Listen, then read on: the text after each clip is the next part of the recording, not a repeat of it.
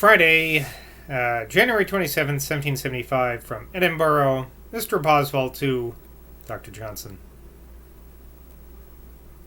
You rate our lawyers here too high when you call them great masters of the law of nations. ... As for myself, I am ashamed to say that I have read little and thought little on the subject of America. I will be much obliged to you if you will direct me where I shall find the best information on what is to be said on both sides. It is a subject vast in its present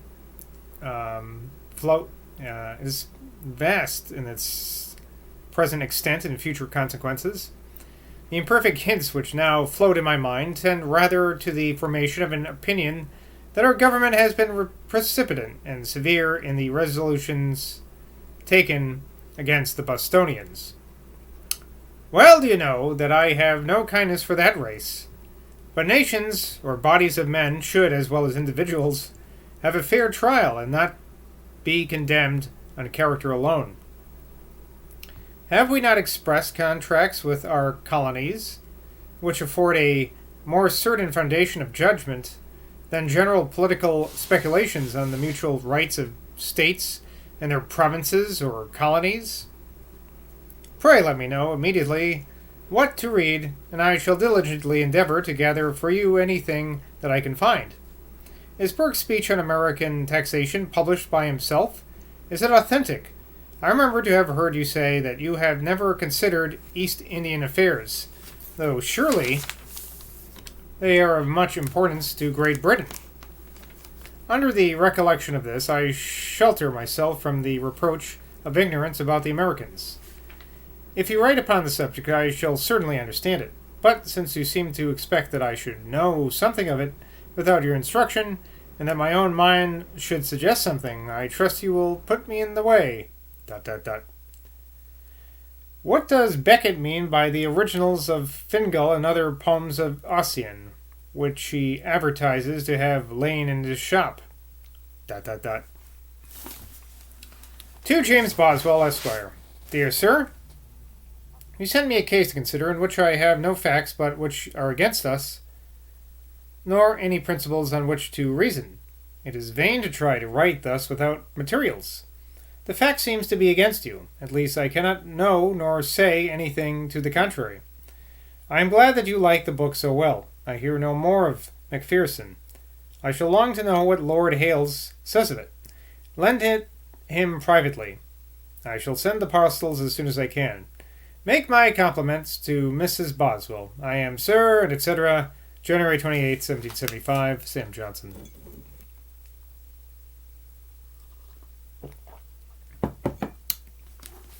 Mr. Boswell to Dr. Johnson, Edinburgh, February 2nd, 1775.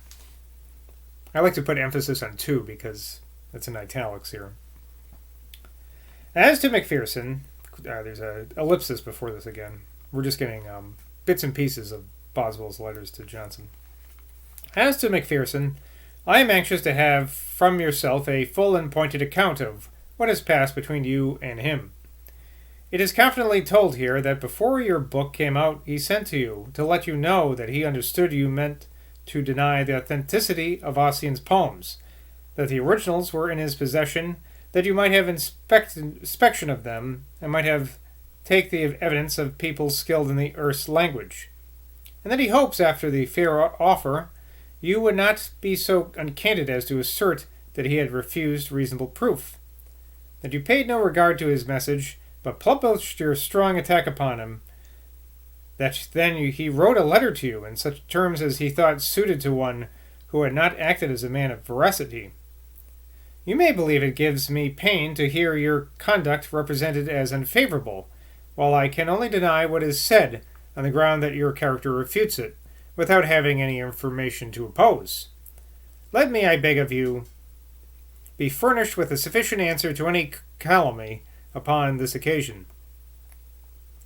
Lord Hailes writes to me, for we correspond more than we talk together, quote, As to Fingal, I see a controversy arising, and propose to keep out of its way. There is no doubt that I might mention some circumstances, but I do not choose to commit them to paper. Unquote. What his opinion is, I do not know. He says, quote, I am singularly obliged to Dr. Johnson for his accurate and useful criticisms. Had he given some strictures on the general plan of the work, it would have added much to his affairs. Unquote. He is charmed with your verses on Inkeneth. Says they are very elegant, but bids me tell you he doubts whether legitimas faciant pectora para preces, or pure hearts make lawful prayers. Be according to the rubric, but that is your concern, for, you know, he is a Presbyterian. To Dr. Lawrence, footnote here, the learned and worthy Dr. Lawrence, whom Dr. Johnson respected and loved as his physician and friend. February 7, 1775. Sir, one of the Scotch physicians is now prosecuting a corporation that is some public instrument has stilted him doctor of medicine instead of physician. Boswell desires, being advocate for the corporation, to know whether doctor of medicine is not a legitimate title and whether it may be considered as a disadvantageous distinction. I am to write tonight. Be pleased to tell me.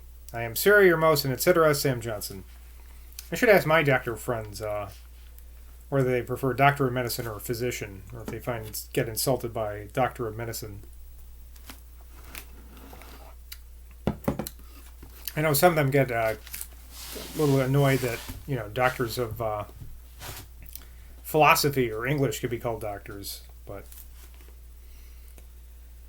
all right. Any footnotes here? No. Okay. To James Boswell, Esquire. My dear Boswell, I am surprised that, knowing as you do the disposition of your countrymen to tell lies in favor of each other. Footnote here. My friend has, in this letter, replied upon my testimony with a confidence of which the ground has escaped my recollection. Anyway, in favor of each other, you can be at all affected by any reports that circulate among them. I have no idea what these people are talking about, by the way. This is some infight between intellectuals of the time that who cares about. McPherson never in his life offered me the sight of any original or any evidence of any kind, but thought only of intimidating me by noise and threats, till my last answer that I would not be deterred from detecting what I thought a cheat by the menaces of a ruffian, put an end to our correspondence. The state of the question is this. He and Dr. Blair, whom I consider as deceived, say that he copied the poem from old manuscripts. His copies, if he had them, and I believe him to have none, are nothing. Where are the manuscripts? They can be shown if they exist, but they were never shown. Dinam existibus et non parentibus, says her law, edam est ratio, or it is presumed that what does not appear does not exist. No man has a claim to credit upon his own word when better evidence, if he had it, may be easily produced. But so far as we can find, the Erse language was never written till very lately for the purpose of religion. A nation that cannot write, or a language that was never written, has no manuscripts. But whether he has, he never offered to show. If old manuscripts should now be mentioned, I should, unless there were more evidence than can be easily had, suppose them another proof of Scotch conspiracy and national falsehood. Wow. Do not censor the expression. You know it to be true. Dr. Mames's question is so narrow as to allow no speculation, and I have no facts before me but those which his advocate has produced against you. I consulted this morning the president of the London College of Physicians, who says that with us, Doctor of Physics, we do not say Doctor of Medicine, is the highest title that a practitioner of physics can have. Or physicians, I guess, but it's spelled here Physick. So it almost looks like psychics. That doctor implies not only physician, but teacher of physics, or physical physician. That every doctor is legally a physician, but no man, not a doctor, can practice physics, but by license particularly granted. The doctorate is a license of itself. It seems to us a very slender cause of prosecution. I am now engaged, but in a little time I hope to do all you would have. My compliments to Madam and Veronica. I am, sir, your most humble servant. February 7th, 1775, Sam Johnson. I wonder why he's not saying, my compliments to your madame and your two children. I wonder if one of Boswell's children died or something. But I think Boswell would have proposed a letter from Johnson about that, I'm sure. So I'm guessing. I mean, why wouldn't he? Unless it's too personal. But no mention of it seems strange. So I'll have to look that up. Right. Where are we now? What words were used by Mr. McPherson in his letter to the venerable sage I have never heard, but they are generally said to have been of a nature very different from the language of literary contest. Dr. Johnson's answer appeared in the newspapers of the day and has since been frequently republished, but not with perfect accuracy. I give it as dictated to me by himself, written down in his presence, and authenticated by a note in his own handwriting. This, I think, is a true copy. I've deposited it to the British Museum. And then there's a footnote in brackets from another editor. Not found there. So either Boswell's lying or got misfiled. I'm just going to check the old index for a second to see. So I guess I remember pages and pages ago, like 100 pages ago, there was... I could be remembering this wrong, but I feel like Johnson was saying that somebody's... translation of something was bogus, but then it turned out to be true. And I'm wondering if this is the same case or is this a different translation. I've forgotten. So much is going on, you know. My life and Boswell's life and Johnson's life.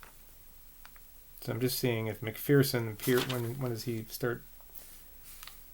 579. No, that's about this page. So. I'm guessing, I'll have to look again, but there's Samuel Johnson's opinion on him on page 443. Let me just look at that for a second, because that was a while ago. This is boring, huh? Even more boring than the book. Well, if it takes too long, I'll have to move ahead. I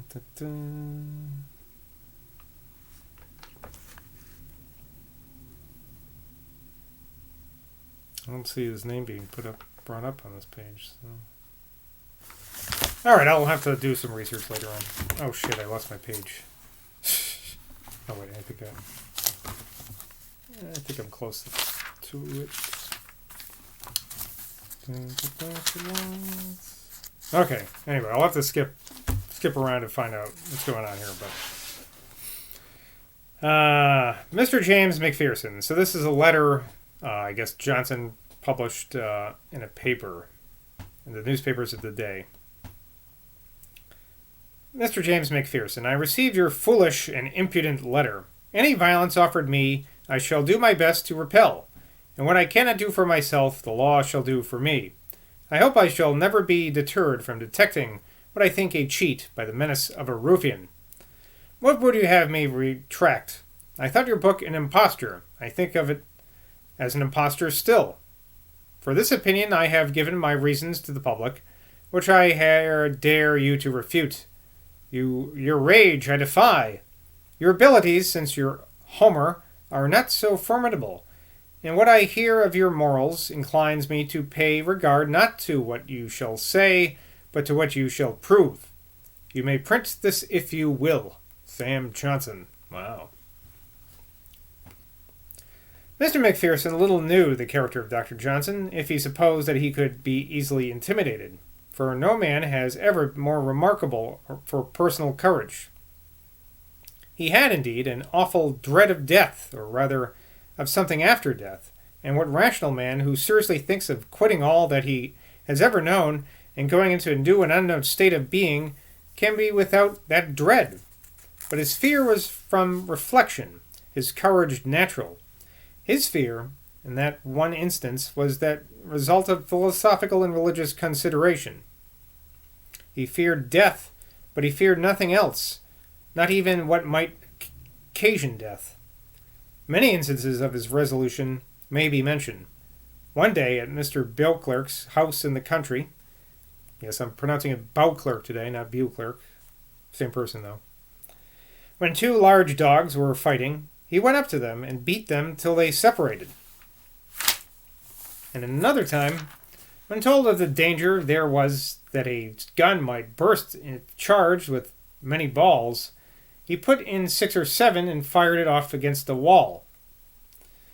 Mr. Langton told me that when they were swimming together near Oxford, he cautioned Dr. Johnson against a pool, which was reckoned particularly dangerous, upon which Johnson directly swam into it.